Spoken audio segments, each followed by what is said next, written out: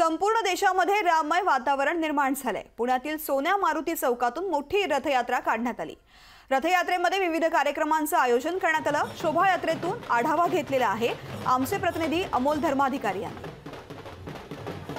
अयोध्येत नव्या राम मंदिरामध्ये श्रीराम लल्ला विराजमान झालेले आहेत। देशामध्ये मोठ्या उत्साहामध्ये आजचा दिवस हा साजरा केला जातोय। पुण्यातही विविध ठिकाणी शोभायात्रेचं आयोजन करण्यात आलेलं आहे। आता आपण पाहतोय की मध्यवर्ती भागामध्ये ही शोभायात्रा आहे ती आयोजित करण्यात आलेली आहेत। बजरंगबली आपण पाहतोय, मोठे असे बजरंगबली आहेत, त्यांचं सुद्धा या ठिकाणी त्यांनी कला सादर केलेली आहे। त्याचबरोबर शंखनाद आहे तो महिलांकडून सादर केला जातोय आणि त्याचबरोबर 4 राज्यातील विविध जे नृत्यवादक आणि वादक आहेत त्यांचं नृत्य आणि त्यांचं वादन आहे ते सुद्धा या ठिकाणी आपल्याला सादर करताना पाहायला मिळतात। प्रत्येक नागरिकाच्या मनामध्ये एक मोठा उत्साह आहे, जल्लोष आहे आणि तोच जल्लोष आज विविध ठिकाणी आता आपल्याला या ठिकाणी साजरा केला जातोय। ठिकठिकाणी अशा पद्धतीने श्रीराम, लक्ष्मण आणि सीतामाई यांची प्रतिकात्मक मूर्तीसुद्धा ठेवण्यात आलेल्या आहेत। तिचं सुद्धा पूजन केलं जातं आणि एक मोठा उत्साह आहे आणि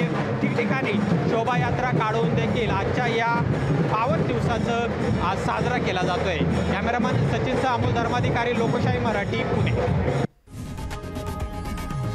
लोकशाही मराठी, ऐका, पहा, जागरूक रहा।